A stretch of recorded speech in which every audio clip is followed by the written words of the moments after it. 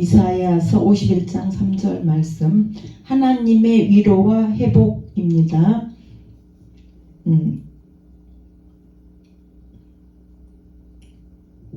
나 여호와가 시온의 황폐한 곳을 위로하여 그 사막을 에덴 같게 그 광야를 여호와의 동산 같게 하였나니 그 가운데 기뻐함과 즐거워함과 감사함과 창화하는 소리가 있으리라. 아멘.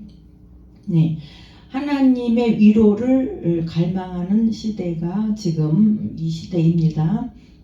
많은 사람들이 삶의 무게와 고난 속에서 위로를 찾고 있습니다. 우리는 때때로 인생의 광야와 같은 시기를 지나며 희망 없이 메말라 버린 마음을 경험합니다. 그러나 하나님은 황폐한 곳을 다시 살리시고 광야를 에덴처럼 회복시키시는 분입니다. 오늘 이 말씀을 통해서 하나님의 위로와 회복의 약속을 함께 묵상하겠습니다. 첫째, 하나님은 시온을 위로하신다.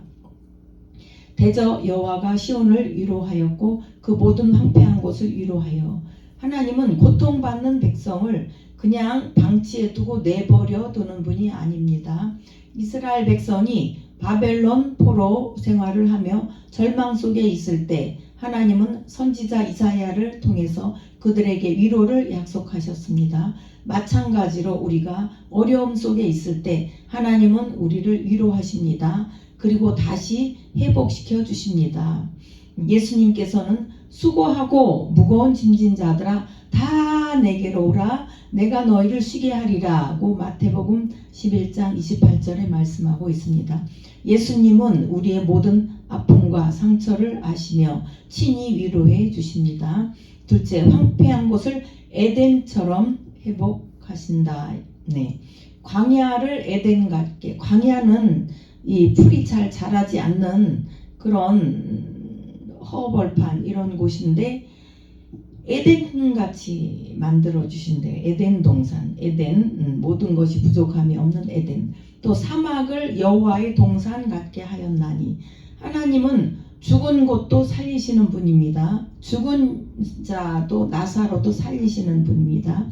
황폐한 땅이 다시 생명의 땅으로 변화되는 것처럼 우리의 삶도 하나님의 능력으로 새롭게 될 수가 있다는 것입니다. 우리가 하나님을 믿을 때 하나님은 우리의 영혼을 기쁨과 평안으로 채워주십니다.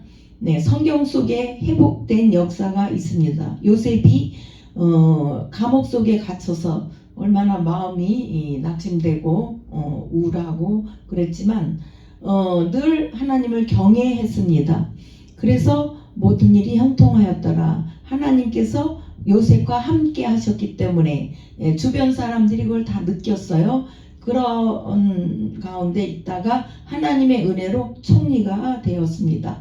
그래서 기근 7년 앞에는 풍년, 뒤에는 7년 기근이 들었는데 흉년 때에 많은 사람들이 죽죠. 먹을 게 없으니까. 근데 그걸 대비해서 흉년 때에 많은 것을 비축해 놨어요. 창고를 만들고 곡식을 다 거기다가 저축을 해놓고.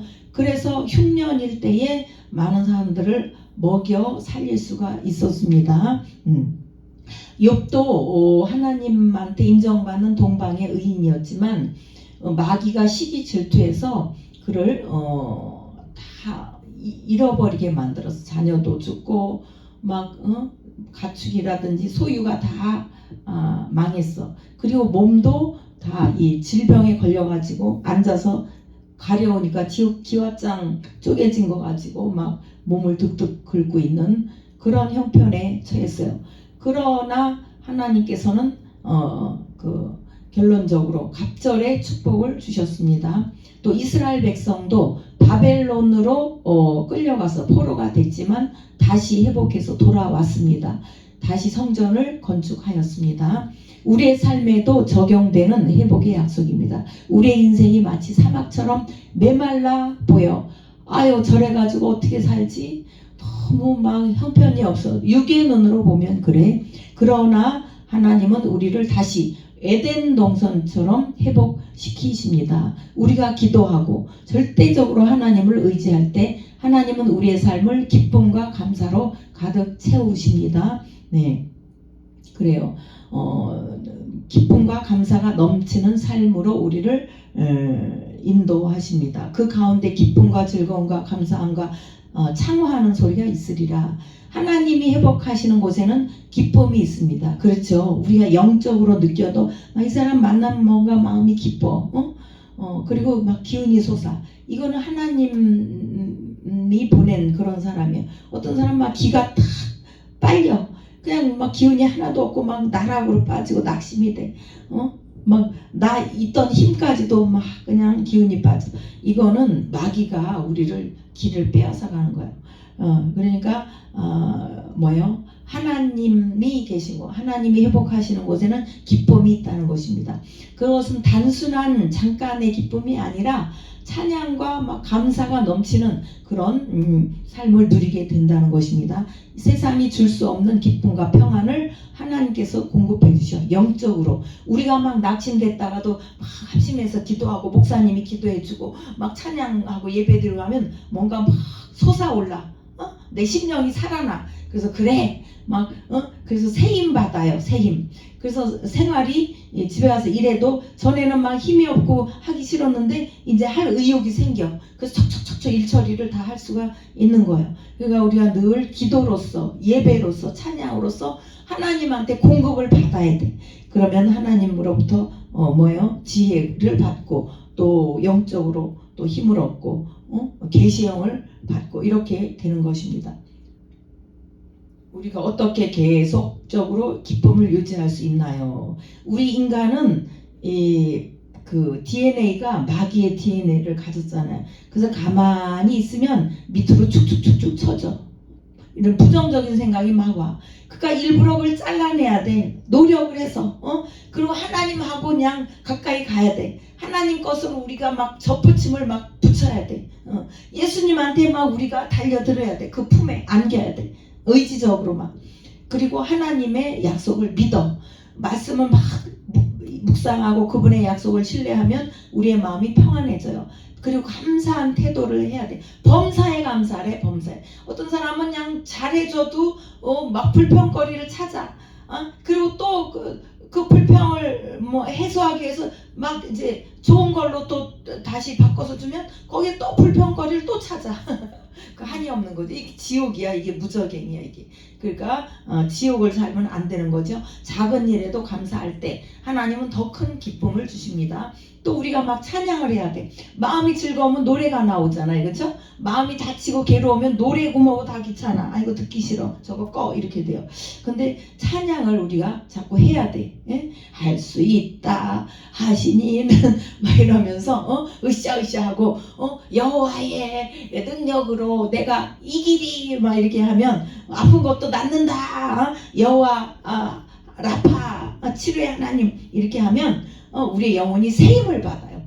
독수리 같은 새. 저번에 최모세 목사님이 이제 89세야. 나이를 막 자랑하잖아요. 내가 89세인데 이빨도 하나도 틀리도 없대. 다 튼튼하대. 그리고 아침에 이거 푸시 이거를 몇 번을 한대. 100번을 한대. 그리고 하모니카로 휙휙 불고 아주 신이 나게 옷도 그냥 빨갛게 노랗게 그렇게 아주 원색으로 입고 아주 그냥 자랑을 하는 거예요. 이렇게 세임 받아서 자기는 지치지 않는다. 그래야 우리가 하나님을 그 은혜를 받으면 그게 세임을 받는 거죠. 결론적으로 하나님의 회복을 믿어야 되겠습니다. 이사야서 51장 3절은 하나님의 위로와 회복을 약속하는 말씀입니다. 하나님은 우리를 위로하십니다. 황폐한 삶을 에덴으로 변화시킵니다. 기쁨과 감사가 넘치는 삶으로 인도하십니다. 혹시 오늘 마음이 무겁나요? 삶이 황폐하게 느껴지나요? 하나님께 나오세요. 예수님께서 여러분을 위로하고 새 힘을 주실 것입니다. 우리가 하나님을 바라볼 때 하나님은 반드시 우리를 회복시키시고 기쁨과 찬양이 넘치게 하실 것입니다. 하나님은 시건치 아니하시고 거짓을 못하시는 분이요. 당신이 입으로 드러낸 거 말한 것은 반드시 이기는 그런 신실하신 분이신 것을 믿습니다.